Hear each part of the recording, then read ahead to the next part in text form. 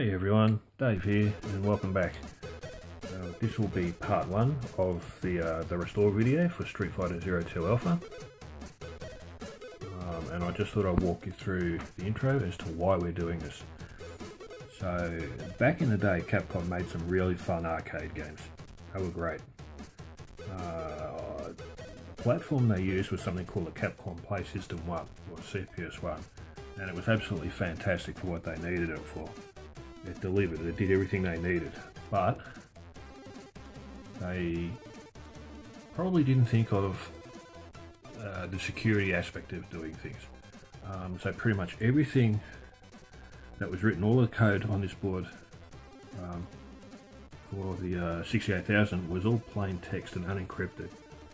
These, you can see 1.5 chips here. There's actually 3 there. There's 1, 2, and there's a third one hidden under here. These 3 chips are the brains of it. It's a 68000 code, and it's not protected. It's not encrypted in any way whatsoever. So the problem is that people started reading these, writing them, and copying them, which caused massive problems for Capcom. In that you could pirate, copy, and pretty much hack the machine, or hack the CPS-1 in any way you wanted to. Alright, so what you see here is Street Fighter 2 Champion Edition. This is a hacked version of the game, which has been changed to allow Guile to throw sonic booms, lots of them on the screen at the same time. You can throw them in the air, and the second player character also changed halfway through the match too.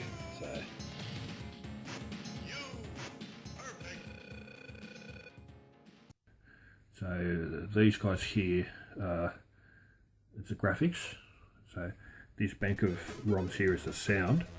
And I said these 3 here, it's the program code. It's a 68000 code. This one here, things start getting interesting, is the PPU, or the CPS-B21 chip. This guy takes care of the graphics. So this is the CPS-1 board. And over here, that's the CPS-2 board. So you've got the CPS-1 over here, which is all unencrypted and unsecured, as I said. So it had problems with bootlegging and copying and all of that. And there's the CPS-2. So what Capcom started doing is that they modified the main CPU and the main code to stop people from copying and changing their games.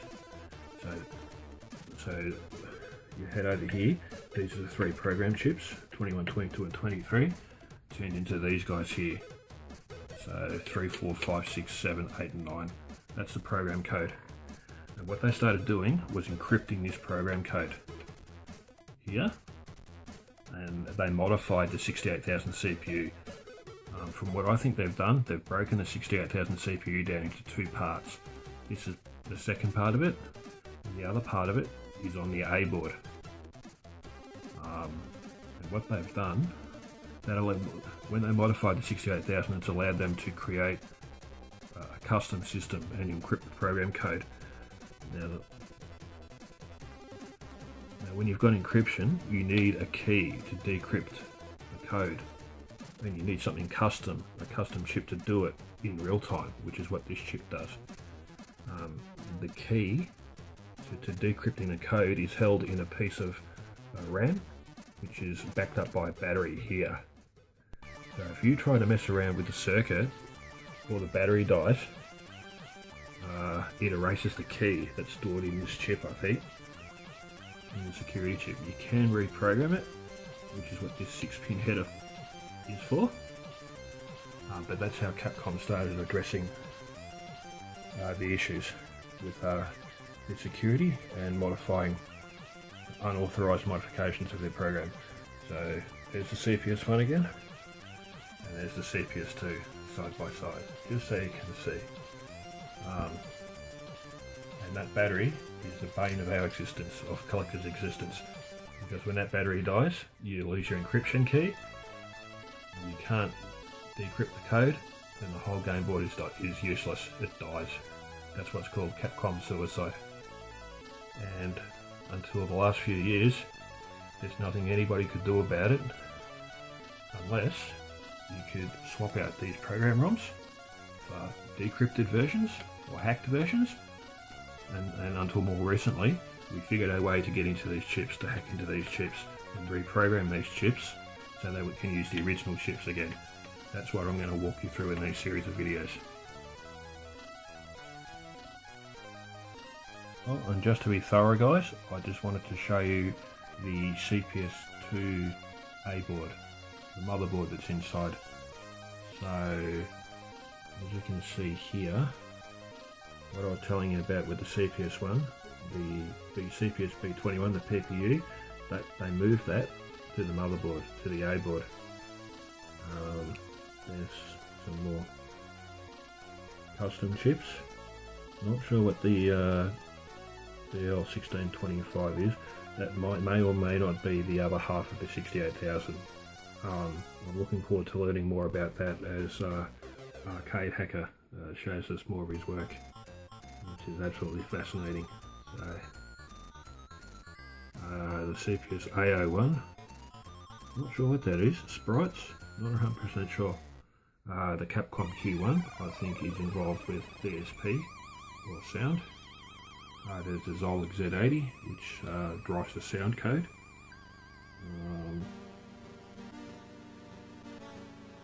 And this one here, L1123.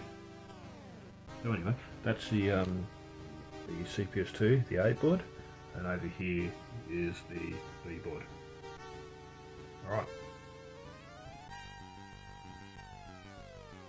Alright, so let's get Street Fighter Zero 2 Alpha underway. So the first thing that we're going to do is just plug it in again. We're going to make sure that indeed the board is toast.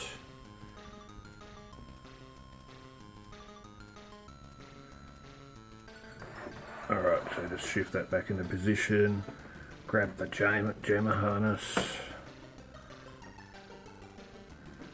Make sure the pins are lined up nicely. Alrighty, so I've got it plugged into the jammer harness, all ready to go, and we'll just power up now and see what happens.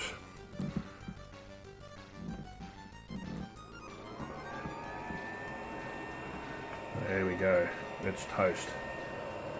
So, that's about the third time I've tried it now. Let's get the operation underway. Okay, so the first thing I'd like to do is just give you guys an overview of the actual system of the CPS2. The system is made up of two parts. There's a main board, or the motherboard, which is underneath. This is called the A board, and there's the B board, or the game board, which goes on top. These two are connected together and held in place by the pins inside, but also these clips here. So the first thing that we're going to have to do to get into this is to remove these two clips on the side. There's one on this side, that just slides out like that, and there should be one on the other side. So we'll just remove that. Okay, there you go. Those are the two retention clips. And the next part is to remove the two sides of the board. So we need to remove this layer up here from the A board down here. Alright, and the way I'd start doing that is to just grab yourself a small flathead screwdriver and just put it in between the small gap between the A and the B board, and just gradually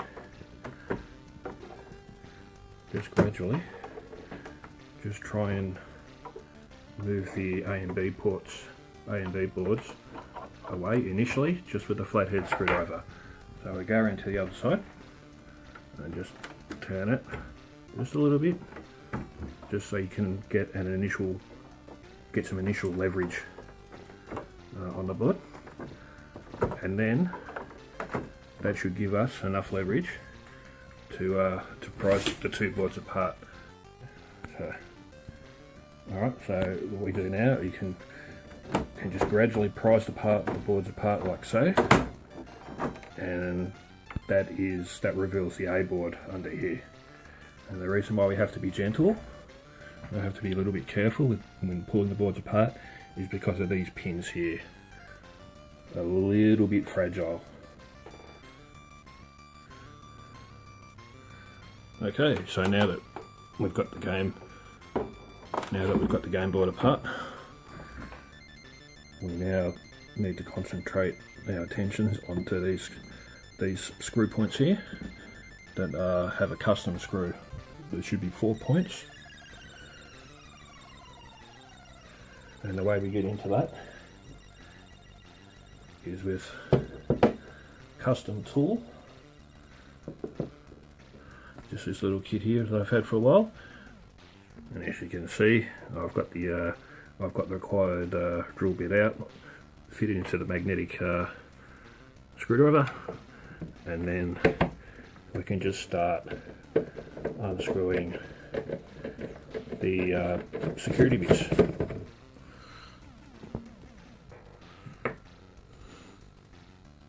Alright, uno,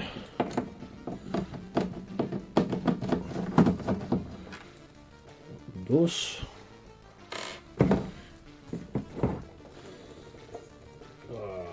flip him over to the other side.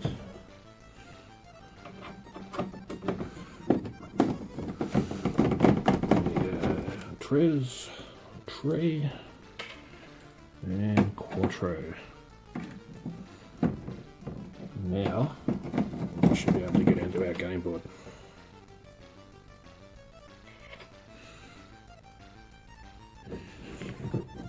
There we go. That is the easiest way to get into it. There we go.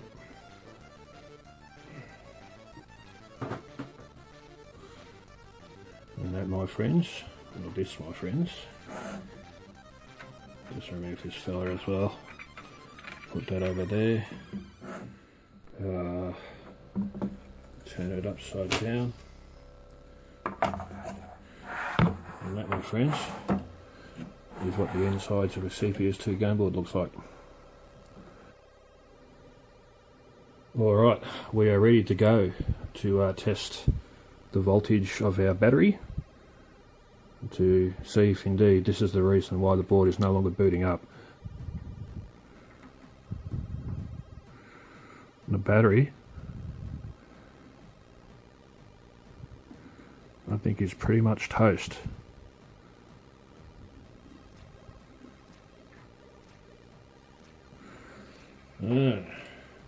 So I think we'll have to remove him.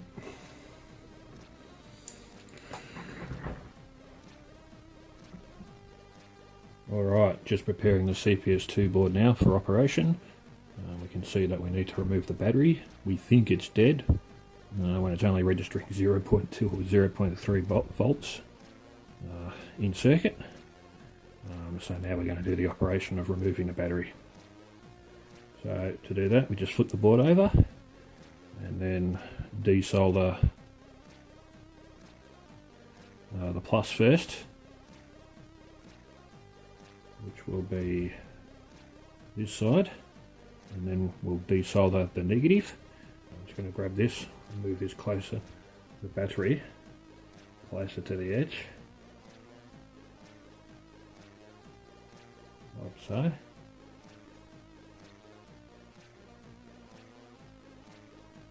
Yeah. Alright, now we're going to do our operation by grabbing this and just wrapping it around the battery from the other side while we operate. So I just put it underneath. Put it underneath like that. And grab it so you can feel it, and then look for the 2 points. That's number 1 plus, and that's number 2 negative. Alright, let's see if we can remove this guy.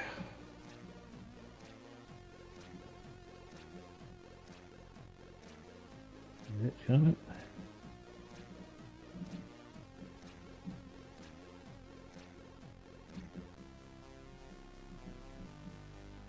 He's coming.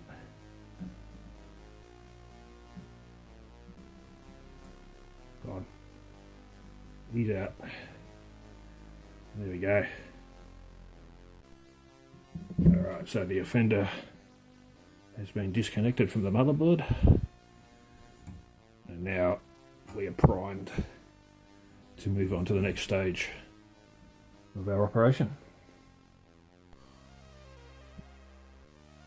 And just to confirm what I was going on about before, I've got a freshie here, brand new. Still got the old one there. I'll pull the freshie out.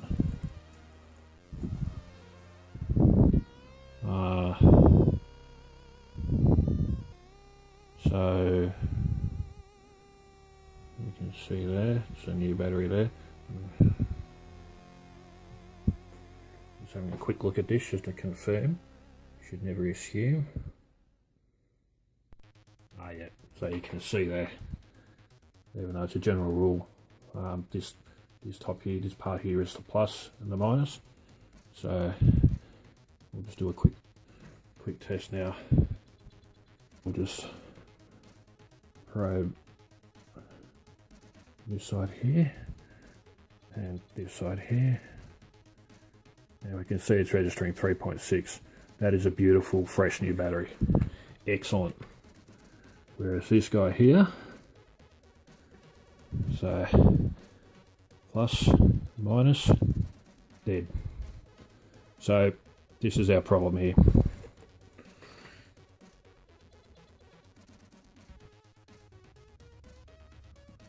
Alright, so just as a small correction from before, in the layout of the ROM board, I believe these two are here, is the Z80 sound program. These two here are the Q sound ROMs. These guys over here are the graphics. These three here are custom ASICs. I think they might also be involved with the graphics in some way. These guys over here are the program ROMs. Not 100% sure what this is. And I think this one here is a decryption controller here.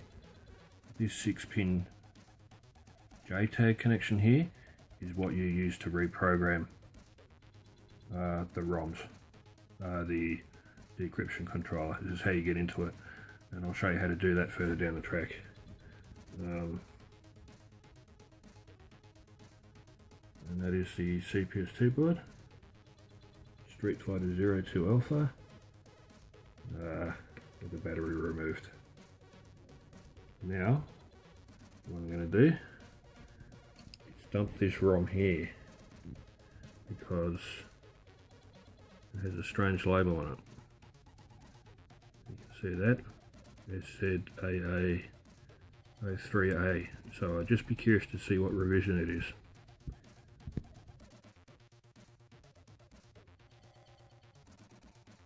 Alright, into the command line interface in DOS.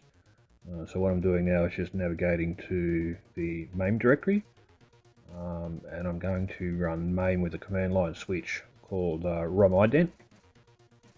This is a great little feature of MAME, is that we can use the ROM ident option to test the ROMs that I've dumped from my board. So I'm just fiddling around with the directory, getting the directory right, looking for the 03 and the 04 ROM. Which is a bit of a surprise what happens next, because it comes up with unknown ROM for program ROMs 3 and 4, but then we get a bit of salvation because I test ROM 5 next. Alright, so we've got the CPS-2 all set up on the test bench here. Got it connected to the A board, to the jammer harness, and this is the B board, just without the shell, without the top shell. So we'll turn the supergun on and see what happens. Obviously you'll probably get a light green screen from the other two times because the board has gone back to its default state, which means there's no encryption key. So we can see the monitor just there, light green screen, it's dead. Right, so we'll turn that off, power down. And we'll proceed to the next step. Now, in order to fix this, what I've done is gone out and grabbed myself a cheapy EPROM programmer. So I've just grabbed one of those, and I've made myself a custom chip based off Rizula's code. This chip here will test the system to see whether it's gone back into its default state. The way this works is that we take this chip here and then we replace the chip in socket 3. So we've got to take this guy out and then replace it with this guy here.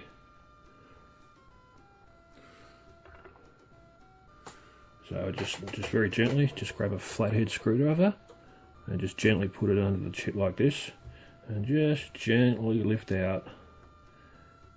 Not too much force because the pins can be a little bit delicate. So just gradually just lift it out from both sides, and then this is our first program chip in slot 3. You can see the name of the chip, which is a strange one for Street Fighter Zero 2 Alpha, because there's no ROM set like this in MAME before that I've seen. So it'll be interesting to see the revision of this one. Anyway, just put that chip aside for the time being, and then we're going to put our suicide tester into socket 3, and we'll see what happens. Hopefully it brings our board back to life.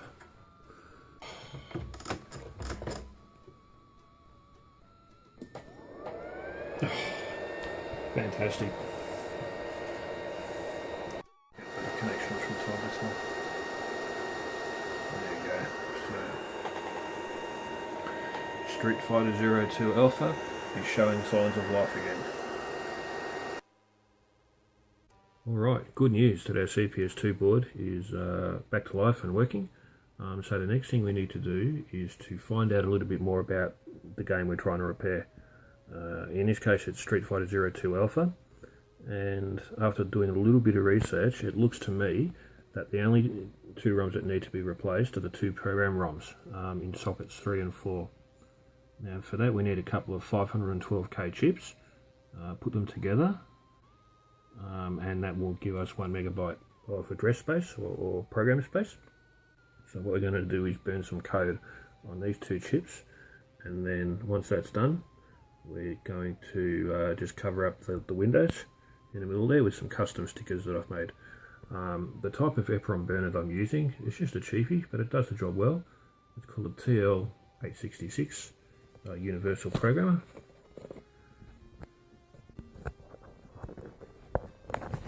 So I'll just crack it open. Alright, so just grab our USB cable, which is this. Just plug into the side of the Laffy. There we go. And untangle that a little bit, and then plug the bottom side of it into our EPROM programmer. There we go. So it's beeping away, just giving us a bit of activity. Okay, so just lift our zip socket up, and then place our first chippy into the programmer, and I'll see you in there. I'll see you in the laptop. Alright, so just a quick walkthrough of how to burn the ROMs. So what I'm doing here is just selecting the correct chip, which is a Hitachi chip. The model number, which is 4096, 512 kilobyte, half a meg ROM.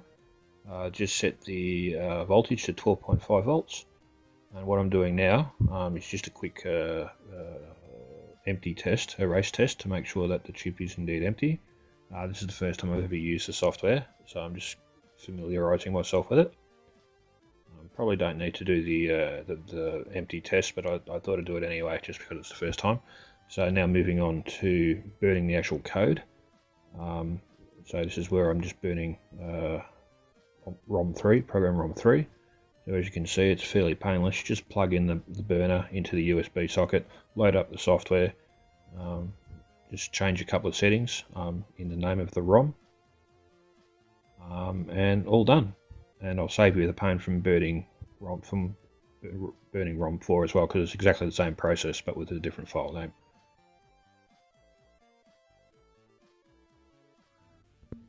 Alright, so ROM burning has been completed of the two chips, and I've made some custom labels for the chips. As you can see, those two are the ones that I've just done. They're Dave specials, and this is the original chip up the top here, SZAA03A from Capcom, and the bottom two are the ones that I've just done.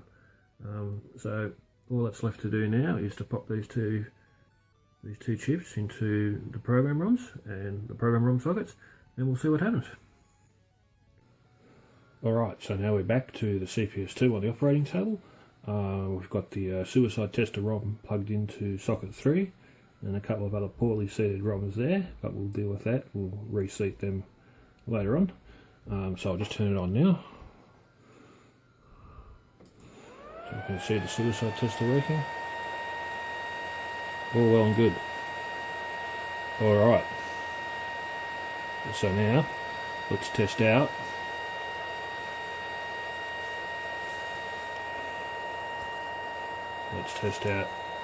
our freshly burnt ROMs and see what happens.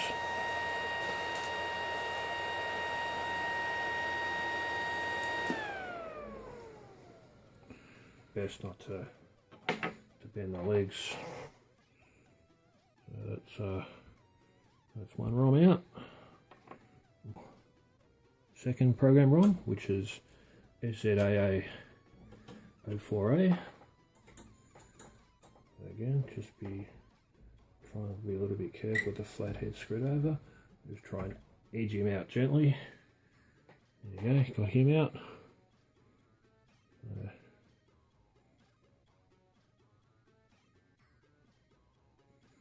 Put him over there as well. Now, let's try our two new ROMs. 3, 4.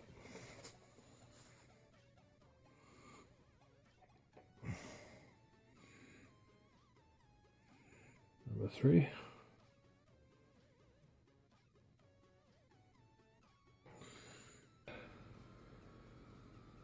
The hour of truth is at hand. I've fitted my decrypted ROMs to sockets 3 and 4. Let's give it a try, hey? In 3, 2, 1.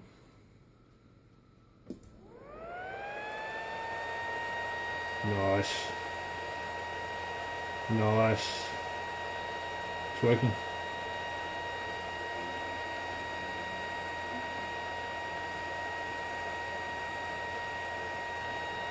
Street Fighter Zero 2 Alpha restored. Thanks, Leo. And just a top-down view so that you can see that everything's legit. There are the two Dave specials sitting in sockets 3 and 4, running alongside the original Capcom ROMs in 5, 6, 7 and 8. Pan out a little bit so you can see the motherboard. As you can see, there's no battery attached. There's the jammer wiring, goes back to the super gun. As usual, so if you want to get notified of part 2, where I delve deeper into the security system and reprogram it to run encrypted ROMs, hit that subscribe button, like, comment. Thanks for watching. Dave.